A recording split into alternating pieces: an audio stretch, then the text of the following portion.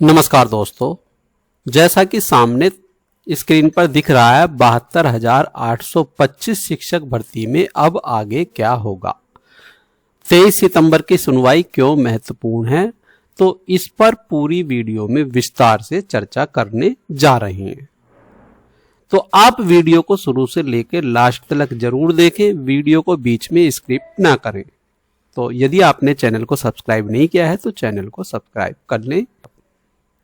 आज हम बात करने वाले हैं 72,825 शिक्षक भर्ती से जुड़े उस मामले की जिसमें अब अगली कार्रवाई किस दिशा में आगे बढ़ेगी और आने वाले समय में क्या क्या हो सकता है। अभी मामला एक ऐसे चरण में है जहां न्यायालय के सामने अलग अलग याचिकाओं और उनसे जुड़े मुद्दों को व्यवस्थित तरीके से देखा जा रहा है। लगभग 150 के आसपास याचिकाएं होने के कारण स्वाभाविक रूप से सबसे बड़ी चुनौती यह है कि हर याचिका में उठाए गए मुद्दे को अलग अलग समझा जाए और समान मुद्दों वाले मामलों को एक साथ देखा जाए। यही वजह है कि आने वाले समय की कार्रवाई को समझना बहुत जरूरी है। दोस्तों, 72,825 शिक्षक भर्ती उत्तर प्रदेश की पुरानी और बेहद महत्वपूर्ण शिक्षक भर्तियों में से एक है। इस भर्ती से जुड़े विवादों का असर केवल कुछ अभ्यर्थियों तक सीमित नहीं है, बल्कि अलग अलग समय पर चयन, नियुक्ति, पात्रता और संबंधित कानूनी विवादों से जुड़े कई प्रश्न सामने आ रहे हैं। इसलिए इस मामले में किसी भी एक मुद्दे को देखकर पूरी भर्ती का निष्कर्ष निकालना सही नहीं है। कुछ अभ्यर्थियों का हित अलग हो सकता है, कुछ का दावा अलग हो सकता है और कुछ मामलों में सरकार या अन्य पक्ष की स्थिति अलग हो सकती है। अब न्यायालय के सामने सबसे महत्वपूर्ण काम यही होगा कि इन सभी दावों और विवादों को कानूनी रूप से अलग अलग समझा जाए। अब आगे की कार्रवाई कैसे आगे बढ़ेगी। सबसे पहले सभी पक्षों की लिखित प्रक्रिया पूरी होना महत्वपूर्ण है। सरल भाषा में कहे तो जिस पक्ष से जवाब मांगा गया है उसका जवाब रिकॉर्ड पर आना चाहिए। उसके बाद दूसरे पक्ष को उस जवाब का प्रत्युत्तर देने का अवसर मिलता है। इसे आप बहुत आसान भाषा में ऐसे समझिए, पहले दावा, फिर उसका जवाब और उसके बाद जवाब का प्रत्युत्तर। जब यह प्रक्रिया पूरी हो जाती है तो न्यायालय के सामने विवाद का पूरा लिखित रिकॉर्ड आ जाता है। इसके बाद न्यायालय के लिए यह देखना आसान हो जाता है कि वास्तविक विवाद क्या है, कौन सा पक्ष क्या मांग रहा है और उस मांग के समर्थन में कौन कौन से कानूनी आधार मौजूद हैं। अब यहाँ एक महत्वपूर्ण सवाल यह उठता है कि जब इतने सारे मामले हैं तो क्या हर मामले की अलग अलग सुनवाई होगी। अगर कई याचिकाओं में समान या मिलते जुलते कानूनी प्रश्न हैं तो न्यायालय उन्हें एक साथ सुन सकता है या समान मुद्दों को एक साथ लेकर आगे बढ़ सकता है। यही कारण है कि याचिकाओं को उनके मुद्दों के आधार पर समझना महत्वपूर्ण है।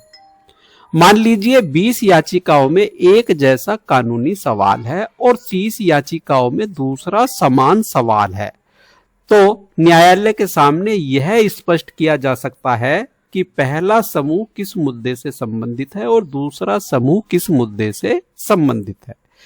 इससे सुनवाई की अधिक व्यवस्थित हो सकती है। और दोस्तों, यही इस समय इस पूरे मामले की सबसे महत्वपूर्ण प्रक्रिया है। इसका मतलब यह नहीं कि अब तुरंत फैसला आने वाला है। हाँ, इतना जरूर कहा जा सकता है कि मामला धीरे धीरे उस चरण की ओर बढ़ रहा है जहां न्यायालय के सामने सभी पक्षों की स्थिति अधिक स्पष्ट होगी। अंतिम फैसला कई बातों पर निर्भर करेगा, जैसे न्यायालय के सामने कौन कौन से मुद्दे हैं, किस पक्ष की क्या कानूनी दलील है, पहले के फैसले का इस मुद्दे पर क्या प्रभाव पड़ेगा, भर्ती से संबंधित नियम और परिस्थितियां क्या हैं, और सबसे महत्वपूर्ण बात, न्यायालय इन सभी तथ्यों और कानूनों की व्याख्या किस प्रकार करता है। अवमानना वाले मामले में क्या होगा, इस पर भी एक नजर डालते हैं। अब 72,825 शिक्षक भर्ती से जुड़े कंटेम्प्ट यानी कि अवमानना के मामलों की बात करते हैं। जैसे अवमानना की कार्रवाई का मूल सवाल यह होता है कि न्यायालय किसी आदेश का पालन हुआ है या नहीं, और यदि नहीं हुआ है तो उसके संबंध में क्या कार्रवाई आवश्यक है। इस मामले में भी पहले रिकॉर्ड और पक्षकारों की स्थिति स्पष्ट होना जरूरी है। इसलिए अभी संबंधित पक्षों की प्लेडिंग्स पूरी होने की प्रक्रिया महत्वपूर्ण है। इसके बाद न्यायालय यह देख सकता है कि वास्तव में किस आदेश के पालन को लेकर विवाद है और किस पक्ष की क्या स्थिति है और आगे किस प्रकार की कार्रवाई आवश्यक है। 23 सितंबर 2026 को कंटेम्प्ट पिटीशंस की अगली सुनवाई प्रस्तावित है। इस तारीख को लेकर अभ्यर्थियों में स्वाभाविक रूप से काफी उत्सुकता है, लेकिन यहाँ भी हमें उम्मीद और कानूनी वास्तविकता के बीच अंतर को समझना होगा। 23 सितंबर को ऐसा जरूरी नहीं कि उसी दिन 72,825 शिक्षक भर्ती का अंतिम समाधान हो जाए, लेकिन यह तारीख इसलिए महत्वपूर्ण है क्योंकि जब तक पक्षकारों की जरूरी प्लीडिंग्स पूरी करने का प्रयास होना है और उसके बाद न्यायालय के सामने मामला अधिक व्यवस्थित रूप से आ सकता है।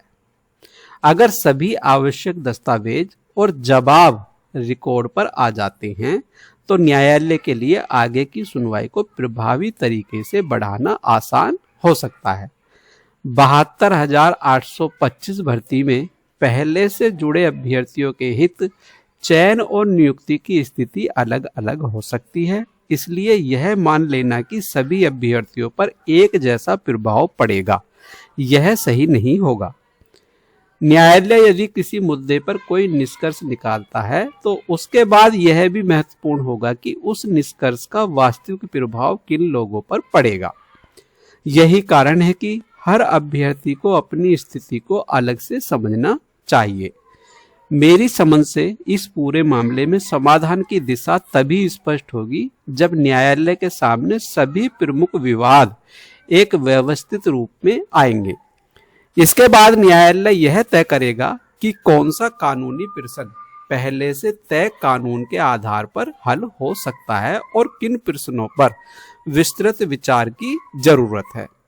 अगर किसी मामले में पुराने न्यायिक निर्णय लागू होते हैं तो उनका प्रभाव भी देखा जाएगा। अगर किसी मुद्दे पर अलग परिस्थितियां हैं तो उन्हें भी देखा जाएगा, और यदि न्यायालय को लगता है कि किसी विशेष तरीके से संतुलित समाधान आवश्यक है तो वह अपने अधिकार क्षेत्र के भीतर उचित आदेश दे सकता है, लेकिन यह सब न्यायालय के विवेक और अंतिम आदेश पर निर्भर करेगा। अलग अलग याचिकाओं में उठाए गए मुद्दे को व्यवस्थित रूप से देखना है, फिर संबंधित पक्षों की दलीलें सामने आनी है और उसके बाद न्यायालय मामले को आगे निर्णायक दिशा में ले जा सकता है। मामला आगे की सुनवाई के लिए व्यवस्थित किया जा रहा है और आने वाली कार्रवाई महत्वपूर्ण होगी।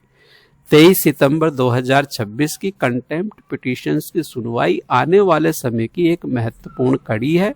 72,825 शिक्षक भर्ती के अभ्यर्थियों के लिए आने वाला समय इसलिए महत्वपूर्ण है क्योंकि आगे की सुनवाई से कई महत्वपूर्ण कानूनी प्रश्नों की दिशा और स्पष्ट हो सकती है। तो साथियों, जानकारी आपको अच्छी लगी है तो वीडियो को लाइक करें, वीडियो को शेयर करें और आगे आने वाली कार्रवाई के बारे में हमारे चैनल से जुड़े रहिए। तो मिलते हैं नई अपडेट में नई जानकारी के साथ। जय हिंद, जय भारत, धन्यवाद साथियों।